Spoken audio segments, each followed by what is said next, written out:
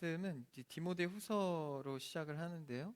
이제 디모데전서를 좀 받고 이제 디모데후서, 그래도 이제 하나의 또 서신서니까 우리가 같이 보기 위해서 후서 말씀을 좀 보겠습니다. 전서보다는 후서가 좀 4장으로 조금 짧게 되어 있는데요. 이 말씀을 우리가 천천히 처음부터 이렇게 끝까지 보도록 하겠습니다. 디모데전서 후서까지 지금 생명의 삶 큐티로는 오늘 이렇게 디모데후서가 끝났는데, 그것과 상관없이 이제 디모데후서를 처음부터 이렇게 보겠습니다. 이 생명의 삶 큐티도 하고, 또 유튜브 저희 채널에는 이 큐티 할 수 있는 또 합동해서 나온 걸로 또 가기도 하고, 또 매일 기도회에서 지금 욥기 읽고 있죠. 이렇게 나가고 다채롭게 이렇게 말씀을 봄에 있어서 좀 좋은 것 같습니다. 여러분들도 항상 또 시시때때 말씀 가운데 거하기를 부탁을 드립니다. 오늘 말씀은 디모데후서 첫 장의 말씀으로 하나님이 주신 것이라는 말씀의 제목으로 나누기를 원합니다. 말씀의 제목처럼 하나님께서 주신 것, 하나님께서 우리에게 주신 것은 너무나도 많죠. 그리고 사실 이 주관자인 하나님의 입장에서는 모든 것들이 하나님의 손을 거치지 않은 것은 없습니다. 그랬을 때 이 제목은 그냥 모든 것 다를 말하는 것은 아니고, 하나님이 주셨다라는 것은 하나님의 의도가 담긴 것이 있다라는 것이죠. 그러니까 하나님의 의도 속에서 우리에게 주신 것을 우리가 풍성하게 누리기를 축복합니다.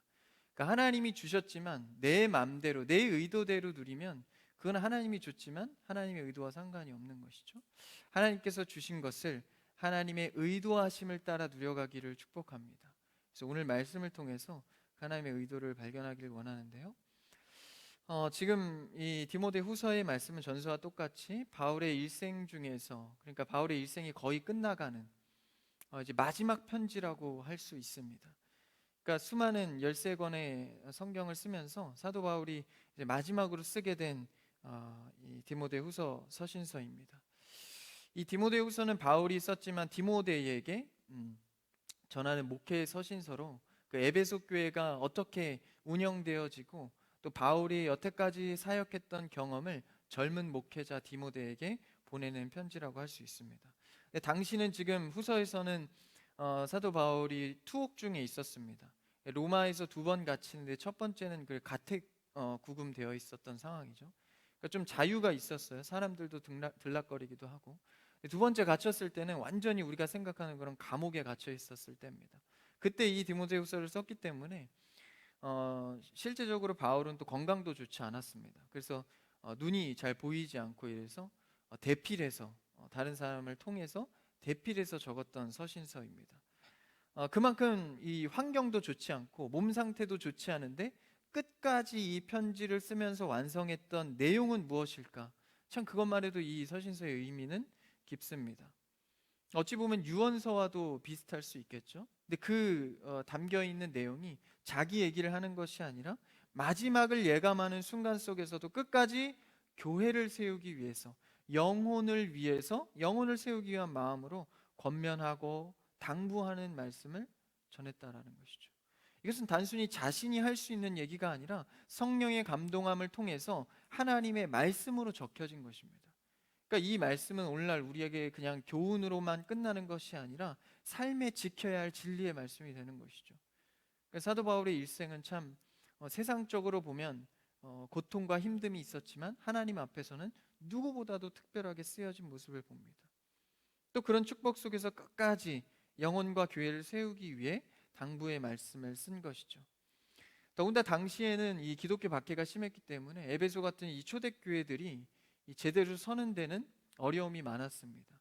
그러니까 이 정치적으로 또 사회적으로 이 로마가 꽉 잡고 있던 시기였기 때문에 그 에베소 교회를 공격하고 또 무너뜨리려 하고 예수를 믿는 자들을 핍박했다라는 것이죠. 그래서 우리가 알다시피 로마의 그 압제 속에서 이 교회가 굉장히 힘든 상황을 겪게 됩니다. 심지어는 목숨의 위협도 받고요, 거짓 교사들의 유혹도 받게 됩니다. 그때 바울이 디모데에게 디모데후서를 통해서 계속해서 언급하는 것은 두려워하지 말아라, 두려워하지 말아라, 그 말씀을 전하는 거예요. 어떻게 두려워하지 않을 수 있나, 그 내용을 오늘 본문에 담고 있습니다. 그러니까 그 고난 앞에서 맞서 싸우고 이겨내고 전쟁을 해라 라기보다는 사도 바울은 그 고난을 오히려 받아라. 이 8절 끝에 말씀에 우리가 읽었었죠. 방금 복음과 함께 그 고난을 받으라. 좀 어떻게 싸우는 방법을 알려주고 좀 소망적인 얘기를 하면 좋겠는데 그 고난을 그냥 그대로 받으라는 거예요. 그럼 그 내용에 흘러서 어떻게 우리가 고난을 받는 삶을 살아갈 수 있을지 말씀을 보기 원합니다. 이제 1절부터 쭉 내용을 전하는데 말씀을 우리가 보기 전에 중요한 대목 몇 가지를 조금 정리하고 들어갈 필요가 있습니다. 하나님께서는 이 교회의 성도들에게 누구나에게 은혜를 주십니다. 신앙생활하면서 이 은혜를 주실 때 간접적인 은혜와 직접적인 은혜가 있습니다. 먼저 이 직접적인 은혜는 바로 은사를 말합니다. 우리가 직분을 맡고 신앙생활을 할 때 할 수 있는 힘이 있어야 되지 않습니까? 그러니까 그 힘을 주기 위한 것이 바로 하나님의 은사입니다. 그러니까 세상 가서 자랑하고 뭐 이렇게 자기 실력 있다 뽐내라고 주는 게 아니라 하나님의 일을 감당할 수 있도록 직접적으로 주시는 은혜가 바로 은사입니다. 그래서 우리가 직분을 맡게 되고 하나님을 알아가게 되면 구하는 것이 바로 이 은사, 주시는 것이 은사입니다. 두 번째로 간접적으로 하나님께서 주시는 은혜가 있습니다. 그것은 바로 가정 환경의 은혜와 친구, 우정, 그러니까 같은 성도로서 같이 교제하는 동역자를 말합니다. 이게 간접적인 은혜입니다. 그러니까 신앙생활할 수 있는 환경이죠. 이 가족과 부모의 영향은 이 자녀에게 굉장히 큰 영향을 줍니다. 그래서 그 부모가 어떤 삶을 사는가 성향에 따라 큰 영향력을 받지 않습니까? 신앙도 마찬가지입니다. 믿음을 그대로 전수해 줄 수는 없지만 옮겨가는 건 아니지만 이 신앙의 환경이라는 영향력은 대단하다라는 것이죠. 그리고 또 한 가지 간접적인 은혜가 바로 믿음의 친구입니다. 교회로 말하자면 같이 이 신앙생활하고 예배드리는 성도가 되겠죠. 이런 믿음의 친구, 바울은 디모데에게 좋은 친구이자 교사였습니다. 이런 신앙의 우정 관계, 이런 간접적 은혜를 통해서 하나님께서 우리에게 은혜를 주신다라는 것이죠. 이런 간접적 직접적인 은혜를 우리가 정리를 하고 이 상황에서 이제 이 말씀을 접해 보기를 원합니다. 우리 1절 말씀 1, 2절을 같이 읽어볼까요? 1, 2절을 한번 같이 읽어봅시다. 시작. 하나님의 뜻으로 말미암아 그리스도 예수 안에 있는 생명의 약속대로 그리스도 예수의 사도된 바울은 사랑하는 아들 디모데에게 편지하노니 하나님 아버지와 그리스도 예수 우리 주께로부터 은혜와 긍휼과 평강이 내게 있을지어다. 사도 바울이 편지를 쓰면서 가장 일반적으로 많은 인사의 대목을 전합니다. 그 말씀이 1절, 2절의 말씀인데요. 여기서도 이 전하고자 하는 메시지의 함축적인 의미를 담고 있습니다. 그 중에 1절에서 이제 사도 바울이 인사를 하면서 세 번이나 1절, 2절에 반복하는 단어가 있습니다. 바로 그리스도 예수입니다.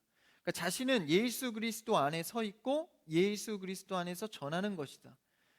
그러니까 사도 바울은 항상 자신의 신앙 고백이 예수 그리스도로 시작했습니다. 어떤 신앙의 고백을 하든지 예수 안에서 누구에게 권면을 하든 식사를 하든 어떤 일을 하든 전도를 하든 오직 예수 안에서라는 신앙 고백이 있었습니다. 여러분, 우리는 어떤 신앙생활을 각기 하고 직분은 다르더라도 예수 안에서 행하는 여러분 되기를 축복합니다.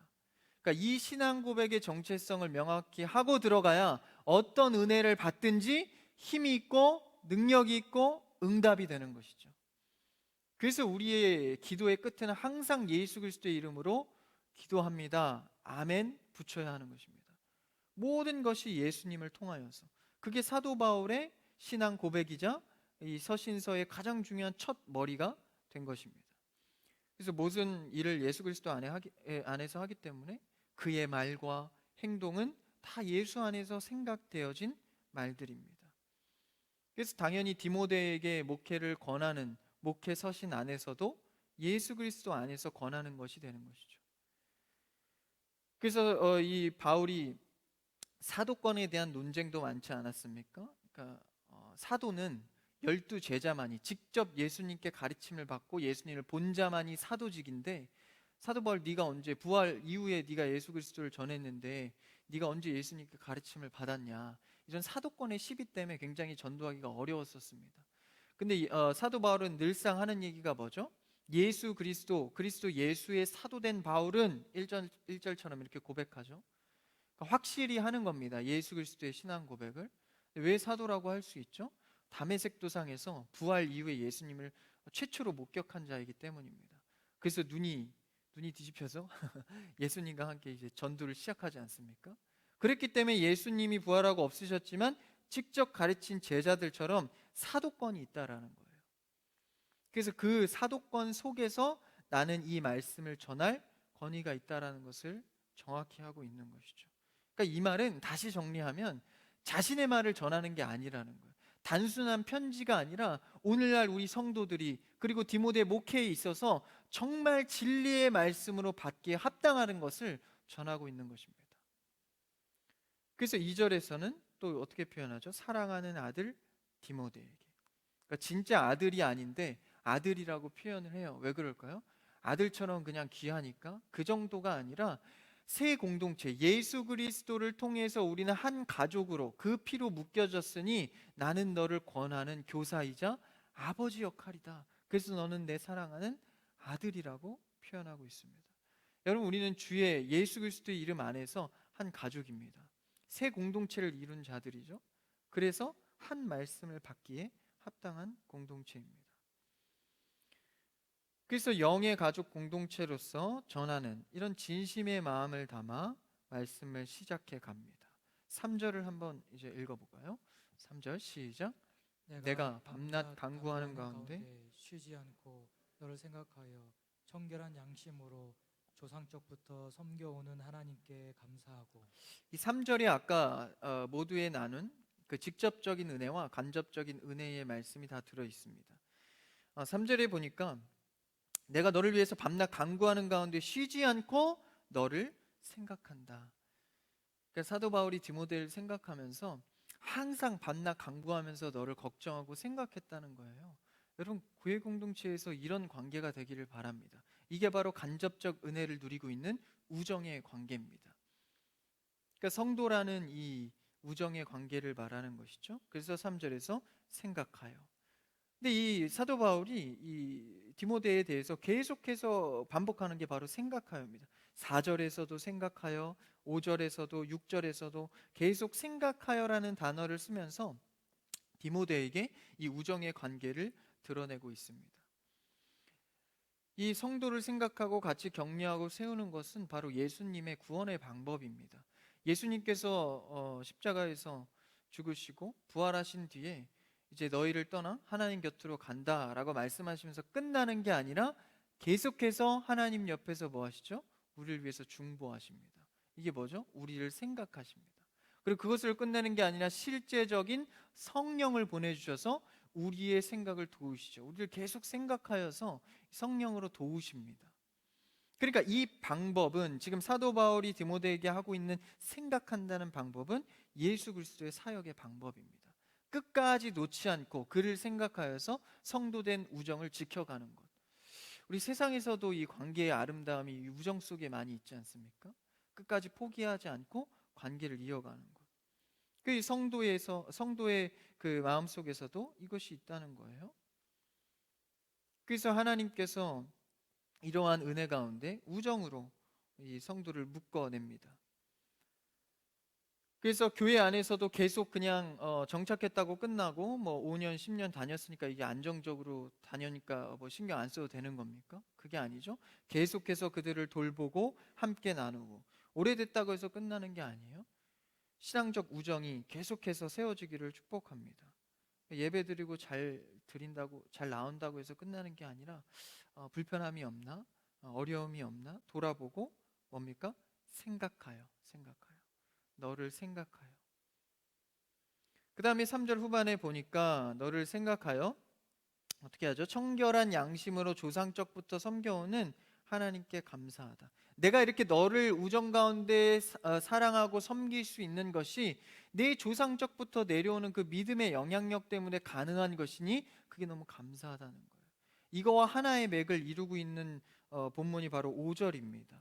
여기서 이제 바울이 조상적부터 내려오는 그 신앙 때문에 너무 감사하다. 너를 섬기고 가르칠 수 있어서 그거와 이제 맥을 이루는 게 5절인데요. 5절을 한번 읽어볼까요?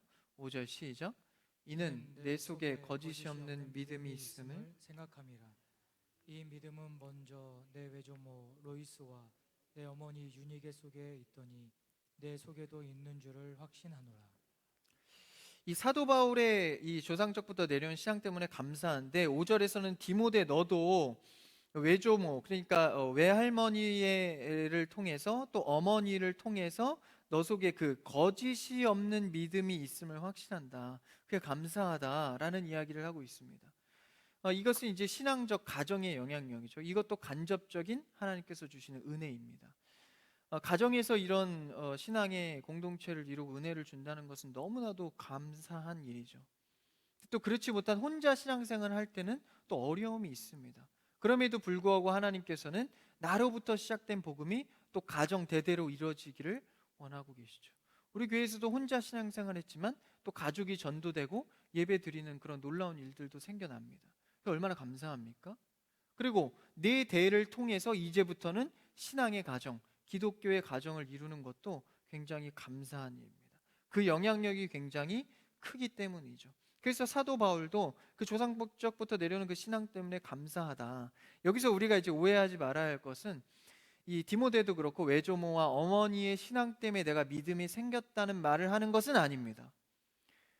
여러분, 믿음은, 구원은 하나님과 나와의 명확한 개인적인 관계에서 이루어집니다. 그러니까 부모님이 잘 믿으면 내가 천국 가나요? 내가 잘 믿으면 부모님이 천국 갑니까? 그게 아니라는 겁니다. 구원은, 믿음은 하나님과 나와의 1대1 관계입니다.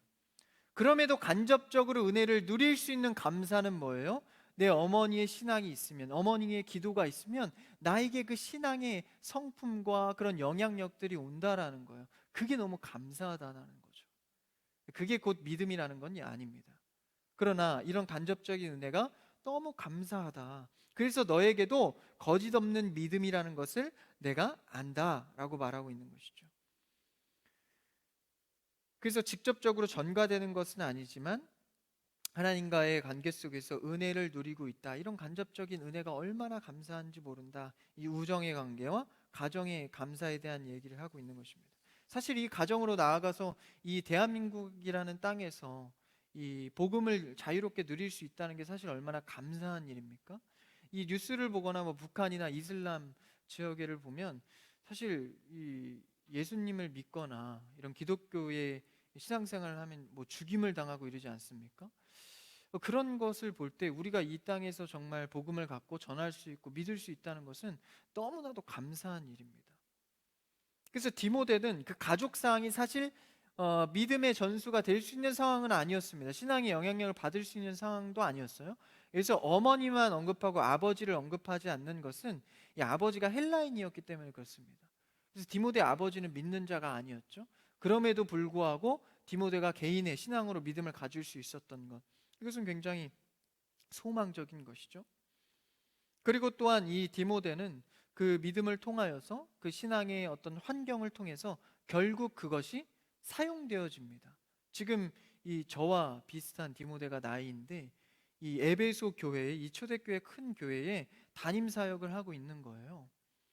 그러니까 이게 어떻게 가능합니까? 사도 바울이 디모데의 어릴 적 환경을 보니까 어렸을 적부터 말씀을 배운 자다라는 거예요.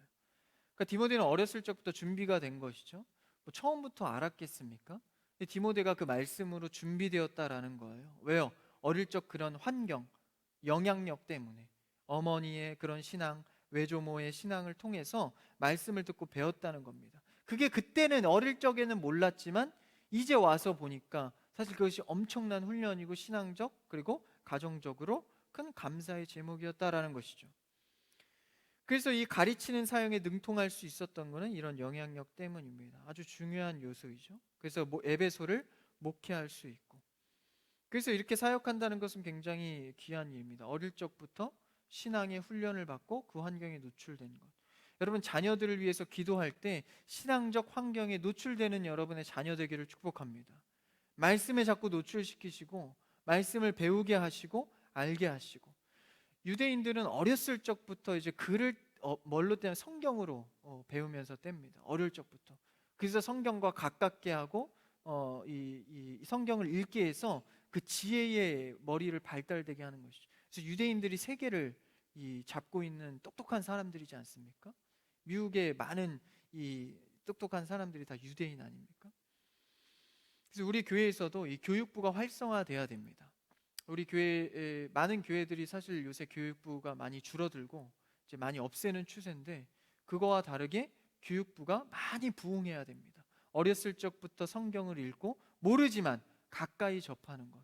그랬을 때, 때가 되었을 때 하나님께서 그 준비된 자를 사용하신다라는 것이죠. 이 가정의 영향력과 교회의 간접적인 이 은혜의 영향력은 나중에 훗날 대단한 영향을 미치게 됩니다. 하나님께서 쓰시냐 안 쓰시냐를 결정할 굉장히 큰 일이 되는 것이죠. 여러분 대에서, 여러분의 가정에서 그런 일들이 실현되기를 축복합니다. 배우고 가르치는 사역을 반드시 해야 되는 거예요. 그래서 우리 자녀들을 향해서 가르치기를 소망하시고, 그리고 아이들은 배우기를 좋아하시고, 이 성도들의 직분과 또 섬김도 마찬가지 아닙니까? 배우기를 좋아하고 가르치기를 사모하는 것. 그래서 오늘의 신앙에 우리가 충실할 수 있는 것은 이것이 하나님의 계획이라고 믿기 때문입니다. 배움과 가르침을 통해서 하나님의 계획이 이루어지기를 축복합니다. 그게 우리의 개인과 가정, 그리고 교회를 통해서 이루어져 가는 것이죠. 그래서 이 외조모와 어머니의 거짓 없는 믿음이 너를 서게 했구나. 참 멋지죠? 이런 믿음의 가정 되기를 바랍니다. 그 다음에 이제 앞으로 조금 돌아서 4절. 4절에서 또 우정에 대한 얘기를 한 번 더 하는데요. 4절을 한번 읽어볼까요? 4절 시작. 내 눈물을 생각하여 너 보기를 원함은 내 기쁨이 가득하게 하려 함이니. 이 사도 바울과 디모데의 관계는 참 특별하고 애정이 있습니다. 그래서 때로는 친구와도 같이, 때로는 교사와 같이, 때로는 아버지와 아들과의 관계 같이 그렇게 사역하고 동역하는 거예요. 이게 참 멋지지 않습니까? 이 성품과 관계가 초대교회의 관계였다라는 거예요. 그러니까 초대교회가 그렇게 부흥하고 세상 사람들이 놀랄 정도로 교회가 세상에 영향력을 미쳤던 것은 이러한 성품의 관계였기 때문입니다. 때로는 가족과 같이, 때로는 친구와 같이, 때로는 교사와 같이. 여러분, 우리 교회가 이런 관계들로 충만하기를 축복합니다. 그래서 이런 관계가 이루어졌을 때 초대교회 같은 능력이 회복되는 교회가 되는 것이죠. 그래서 이런 이 디모데와 바울이 친구와 같은 이런 우정. 4절에 뭐라고 합니까? 내 눈물을 생각하여. 네가 눈물 흘린 거, 디모데 너가 눈물 흘린 걸 기억한다라는 거예요. 생각한다. 왜 눈물을 흘렸냐면 이들이 이제 사역에서 바울이 떨어져야 할 때, 그때 디모데가 울 때를 기억한다는 겁니다. 굉장히 아름다운 모습이죠. 신앙을 추억하면서 다시 보고 싶다는 마음을 표현하고 있는 것이죠. 우리 신앙의 관계가 이렇게 되기를 원합니다. 자꾸 보고 싶고 떨어진 사람에게 자꾸 생각이 나고, 이런 성도의 관계가 교회의 기쁨이 된다라는 것이죠. 그러면서 너를 생각하여 너 보기를 원함은 뭐예요? 내 기쁨이 가득하게 하는. 그러니까 내가 너를 다시 보고 싶은, 다시 보는 것이 내 삶의 기쁨이다라는 거예요. 좀 표현이 오글거리죠? 바울이 이 디모데에게 이렇게까지 절절하게 이 관계를 고백하고 있는 겁니다. 이게 곧 무슨 관계입니까? 초대교회, 교회의 성도의 관계가 되어야 한다라는 것입니다. 보고 싶고 섬기고 싶고, 그렇죠? 자꾸 생각나는 관계. 그래서 이런 우정이 교회에 가득할 때 사실 이게 부흥 아닙니까? 서로가 서로에 대해서 생각하고 애틋하고, 누구 안에서? 예수 그리스도 안에서. 그래서 당신이 내 기쁨이다. 오글거리지만 한번 같이 고백해 볼까요? 당신은 나의 기쁨입니다. 한번 같이 고백해 봅시다. 옆 사람과. 당신은 나의 기쁨입니다. 오글거려도 한번 해보십시오. 그렇지 않더라도 그렇게 될 줄 믿습니다. 그러니까 어느 때에도 자꾸 교회가 생각나고 성도가 생각나고, 그렇죠? 그런 기도하는 동역의 관계 너무 좋지 않습니까? 그래서 아버지이자 교사이자 친구인 이 바울이 디모데를 세워놓고, 사실 이 에베소에 디모데를 세워놨으면 그냥 잊고 이제 자신이 죽을 때가 돼서 감옥에 갇혀 있는데 뭐 디모데 생각할 거 뭐 있어요? 자신의 처지가 더 딱한데, 그렇죠? 알아서 잘 에베소 교회에서 담임 사역 잘 하겠죠. 근데 잊지 않고 세워놓고 끝나는 게 아니라 그를 생각하여 너가 나의 기쁨이기 때문에 너를 위하여 너의 눈물, 신앙의 추억을 나는 늘 생각한다. 이 교회의 위로가 이런 위로가 되기를 바랍니다. 어려울 때 함께 위로하고 그냥 세워졌다고 교회 나온다고 끝나는 게 아니라 그의 기쁨이 뭔가 슬픔이 뭔가 돌아보고 간접적 은혜를 나누는 것, 너무 귀한 공동체입니다. 그래서 이런 간접적 은혜를 가족과의 영향력 그리고 친구, 우정의 영향력을 받고요. 그 다음에 직접적인 은혜가 나옵니다. 5절은 봤으니까 넘어서 6절을 한번 읽어볼까요? 6절입니다. 시작. 그러므로 그러므로 내가 나의 안수함으로 내 속에 있는 하나님의 은사를 다시 부릿듯하게 하기 위하여 너로 생각하게 하노니 6절에서 나오는 이제 직접적인 은혜가 뭡니까? 바로 은사입니다. 하나님의 은사를 다시 너에게 부릴 듯하게 하기 위하여 너로 생각하게 한다. 내가 이 편지를 쓰는 것은 너에게 그 은사가 다시 부릴 듯 일어나기를 원한다. 내가 나의 안수함으로 너의 속에 있는, 그러니까 안수에 대한 얘기를 하면서 이 은사를 말합니다. 디모데에게 있는 은사가 다시 부릴 듯 일어나야 하는 은사가 뭔지는 정확하게 나와 있지는 않습니다. 근데 우리가 조금 이렇게 추론해 볼 수 있는 말씀이 있는데요. 디모데 전서, 후서 말고 전서죠. 전서 4장 14절에 그 은사에 대한 내용이 살짝 나옵니다. 한번 읽어볼까요? 띄워주시면 디모데전서 4장 14절입니다. 앞에 있습니다. 시작. 우리 세공업자 알렉산더가 내게 이거 해를 많이 아닌데요? 이거 했으니 아닙니다. 이거 아닌데 잠시만요. 어, 그냥 하겠습니다. 예. 디모데전서에 보면 이 은사를 받을 때 이 안수하면서 은사를 받은 내용이 나옵니다. 그러니까 디모데가 안수를 하면서, 그러니까 그랬다는 것은 이 안수와 관련 있는 은사를 말하는 거예요. 이것은 그러니까 안수할 수 있는 것은 이 목회자의 권한 아닙니까? 이 권한에 관련된 은사라는 거예요. 그래서 지역적으로는 어떤 은사인지 모르지만 큰 틀에서는 이 사역의 은사를 말하고 있는 겁니다. 그러니까 디모데 네가 담임의 목회를 하면서 너에게 사역할 수 있는 은사가 불일 듯 일어나기를 원한다. 그러니까 사역의 큰 틀은 뭐죠? 이 양을 목양하는 일입니다. 가르치고 권면하고 세워주는 일, 이것이 너에게 은사로서 있기를 바란다라는 겁니다.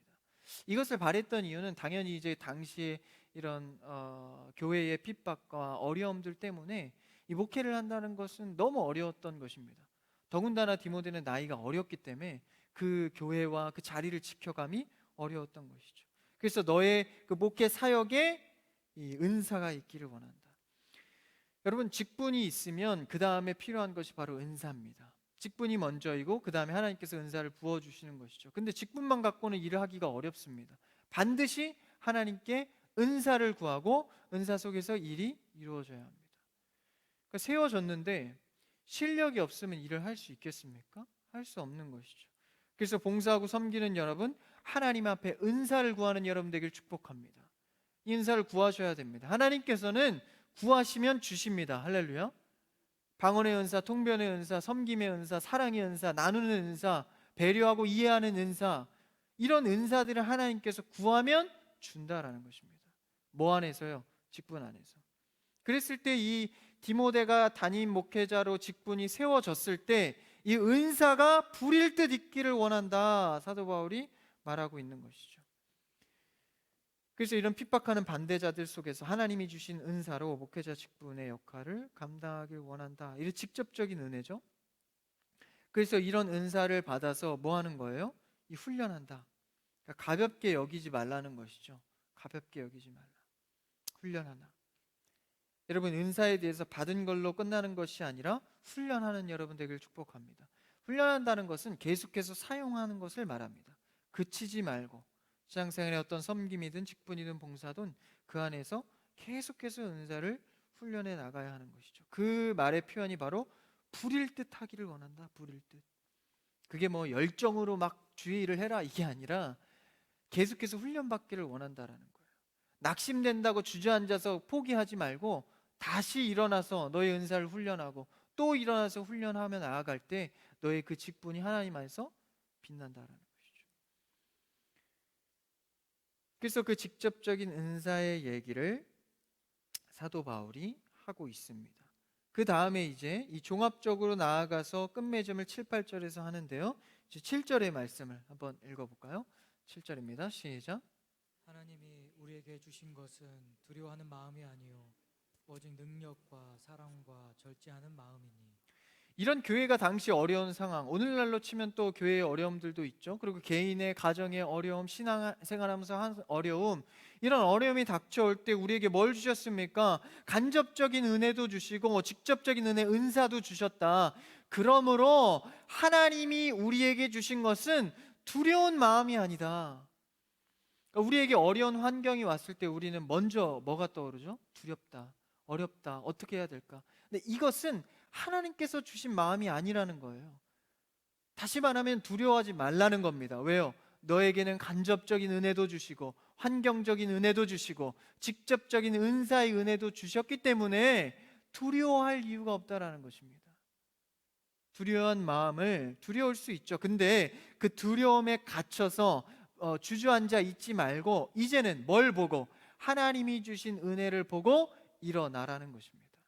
그러니까 사람이라면 어려움이 오면 누구나 두려워할 수 있죠. 당연히 두려운 마음이 듭니다. 근데 거기에 주저앉아 있지 말라는 이유가 오늘 말씀의 이유 때문입니다. 너에게 준 그 우정의 은혜와 또 이 직접적인 은사의 은혜를 통하여서 일어나라는 것이죠. 그래서 이런 믿음의 환경도 주시고, 사실 우리 대한민국 땅은 얼마나 감사합니까? 이렇게 종교의 자유가 있어서 이 복음을 접할 기회가 너무나도 용이하고 자유롭고 예배 자유롭게 드릴 수 있고, 이게 얼마나 좋습니까? 그러니까 이런 환경 주심에 너무 감사하면 이 두려워할 것이 없는 것입니다. 그래서 그 다음 이제 7절에 두려워하는 마음이 아니라 뭐래요? 오직 능력과 사랑과 절제하는 마음이나, 하나님께서 주신 마음은 두려운 마음이 아니라 능력과 사랑과 절제의 마음이다라는 거예요. 이게 우리에게 주신 하나님의 은혜입니다. 그래서 이사야 말씀에서도 유명한 말씀이죠. 이 두려워하지 말라라고 처음에 시작하는 말씀입니다. 한번 이사야 말씀 읽어볼까요? 앞에 있습니다. 시작. 두려워하지 말라. 내가 너와 함께함이라. 놀라지 말라. 나는 내 하나님이 됨이라. 내가 너를 굳세게 하리라. 참으로 너를 도와주리라. 참으로 나의 의로운 오른손으로 너를 붙들리라. 할렐루야. 이 말씀의 서두가 제일 중요하죠. 앞에 띄워주면 뭡니까? 두려워하지 말아라. 두려워 말라. 그 왜요? 하나님께서 함께, 두려워하는 마음은 하나님이 준 게 아니야. 하나님이 준 건 뭡니까? 너와 함께하는 것. 그래서 하나님이 함께하면 7절 말씀으로 돌아와서요, 오직 능력과 사랑과 절제하는 마음이 우리 가운데 가득할 수 있다는 것입니다. 여러분, 하나님과 함께하는 여러분 되길 축복합니다. 그래서 이 은사를 받으십시오. 이 은혜를 받으십시오. 능력의 은사, 사랑의 은사, 절제의 은사를 받는 여러분 되길 축복합니다. 능력은 무엇입니까? 뭐 그냥 힘이 세지고 내가 권력이 세지고 이런 게 아니라 하나님의 일을 감당할 수 있게 되는 능력을 말합니다. 그러니까 이게 능력인 거예요. 하나님의 일을 할 때 능력이 있습니다. 하나님의 일을 할 수 있는 것이 능력입니다. 그 다음에 사랑과 절제는 뭐죠? 사랑은 모든 것을 덮는 능력입니다. 이 사랑보다 큰 힘은 없죠. 그게 하나님 안에 있다라는 거예요. 절제, 이 사랑과 절제는 사실 이 성령의 9가지 열매의 처음과 끝 아닙니까? 사랑, 희락, 화평, 오래 참음, 자비, 양성, 충성, 온유, 절제입니다. 그러니까 사랑이 처음이고 절제가 끝이죠. 그러니까 이 모든 것은 다 어떤 열매입니까? 성령의 열매입니다. 하나님께서 우리를 성령을 통하여서 능력 주신다라는 거예요. 사랑의 능력, 절제의 은사 주신다라는 겁니다. 이 두려운 마음이 일어나는 것은 절제하고도 굉장히 많은 연관을 갖습니다. 이 절제하지 못하고 내 욕심으로 채워갈 때 사실 내 힘이 들어갈수록 사실 두려운 마음은 커지기 마련입니다. 하나님의 능력으로 채울수록 사실 두려움은 떠나가는 것이죠. 두려운 마음이 하나님 안에서 떠나가기를 축복합니다. 그래서 내 힘의 절제도 굉장히 중요한 것이죠. 이것을 하나님께서 주신 마음이다라는 거예요. 그래서 간접적인 은혜와 직접적인 이런 은사를 통해서 하나님께서 뭘 채우세요? 능력과 사랑과 절제의 마음을 채워가신다라는 것입니다. 이제 진짜 완전한 결론으로 이릅니다. 8절을 한번 읽어볼까요? 마지막 절입니다. 시작. 그러므로 너는 내가 우리 주를 증언함과 또는 주를 위하여 갇힌 자 된 나를 부끄러워하지 말고 오직 하나님의 능력을 따라 복음과 함께 고난을 받으라. 이 8절의 중요한 시작의 단어가 뭡니까? 그러므로입니다. 나에게 은혜와 은사를 채우실 것이고, 아니 나에게 이미 함께 하니까, 그러므로 너는 어떻게 하는 거예요? 갇힌 나를, 그러니까 복음을 전해서 이렇게 어려운 상황이 된 나를 부끄러워하지 마. 다시 말하면 복음을 부끄러워하지 말라는 것입니다. 왜? 우리에게 능력과 사랑을 채우시는 나의 의로운 오른팔이 되시는 하나님이시기 때문에 복음을 부끄러워하지 말라, 지켜가라는 것이죠. 이 부끄러워하면은 사람의 마음이 어떻게 되죠? 멀리하고 싶어집니다. 이 부끄러우면 가까이 하기가 좀 어렵거든요, 그렇죠? 그렇게 하지 말라는 거예요. 담대하게 가까이 하라는 겁니다. 오직 하나님의 능력을 따라 복음과 함께 고난을 받으라는 거예요. 그러니까 이렇게 하나님께서 은혜를 부어 주시니 고난을 받아도 감당할 수 있다는 얘기를 하는 겁니다. 사도 바울이 이 믿음을 전하다가 지금 사실 고난을 받고 있지 않습니까? 감옥에 갇히는 고난, 그렇죠? 육체도 쇠하여진 고난. 이 고난 속에서 복음에서 내가 이렇게 됐다는 것을 부끄러워하지 말고 담대하게 자부심을 갖고 이 고난을 받으라는 거예요. 이것은 대적하라는 게 아니라 맞서 싸워라 이런 게 아니라 복음의 희생을 부끄러워하지 말고 내 마음에 담아 지켜가라는 것입니다. 이게 얼마나 멋진 믿음의 사람입니까? 고난을 받으라. 그래서 신앙인이라는 그 정체성 속에서 이 희생과 또 절제, 사랑, 그 안에서 이걸 지켜가는 것이죠. 그랬을 때, 고난을 받을 때 하나님의 복음이 내 안에, 구원이, 또 그 하나님의 놀라우신 일들이 이루어져 가는 것입니다. 지금의 삶은 사실 이렇게까지 바울의 시대처럼 고난을 받는 상황은 아닙니다. 특히나 우리나라에서 믿음을 갖는 것은 우리가 교회 다닌다고 해서 뭐 고난을 받고 뭐 목숨의 위협을 받지 않지 않습니까? 근데 고난은 없지만 뭐는 있죠? 이 신앙의 수고로움은 있습니다. 그러니까 어찌 보면 이때 당시보다 우리의 신앙생활은 너무나도 편합니다. 심지어 우리는 성경 완성 시대를 살아가죠. 이 말씀을 통해서 얼마나 많은 힘을 얻습니까? 그래서 우리는 고난까지는 아니지만 복음에 수고로움이 있다라는 거예요. 수고로움. 근데 그것마저도 내가 수고로움을 지지 않겠다라고 한다면 우리가 복음을 위해서 무슨 일을 하고 있는 겁니까? 여러분, 복음의 수고로움과 고난을 기꺼이 받을 수 있는 신앙 되기를 축복합니다. 이런 신앙의 여유가 있는 자들이 하나님의 일을 이루어가는 겁니다. 이것도 안 하면은 게으른 종이 되는 거죠. 하나님께서 은사와 은혜를 주실 때 기꺼이 그것을 수고로움으로 견뎌낼 때 하나님께서는 야, 의로운 종이다, 칭찬을 하시는 것이죠. 예수님께서 달란트 비유를 하시면서 한 달란트 나눠준 자, 또 10달란트 나눠준 자, 여러 가지 달란트가 있어요. 은사가 있습니다. 은혜가 있습니다. 근데 적게 받은 것과 큰 게 받은, 뭐 많은 은사를 준 자도 있고 적은 은사를 받은 자들이 있겠죠. 근데 그것과 상관없이 그 은사를 어떻게 수고로이 고난을 이기며 사용하였는가가 중요한 것입니다. 그 사용하지 않고 열매를 맺지 않는 자는 게으른 종이라고 평가를 하죠. 여러분, 복음을 위하여서 수고로움을 감당할 때 하나님의 은혜를 누리게 될 줄 믿습니다. 그래서요, 때로는 이 인간의 죄성이 있어서 게을르기 마련입니다. 사실 코로나 때문에 이 핑계 대면서 얼마나 게을러진 게 많습니까? 그래서 하나님이 때로는 이 수고로움만 감당하는 이 좋은 시대를 살면서도 이 신앙의 부지런을 떨지 않으면 하나님께서는 때로는 그 편안함을 쳐버리실 때가 있죠. 아예 환경을 어렵게 만드는 거예요. 진짜 이 말씀처럼 고난을 겪게도 하실 때가 있습니다. 왜 그렇죠? 하나님 앞에 복음을 감당해라는 신호입니다. 여러분은 복음을 위해서 얼마나 희생하고 살아가십니까? 얼마나 섬기며 살아가십니까?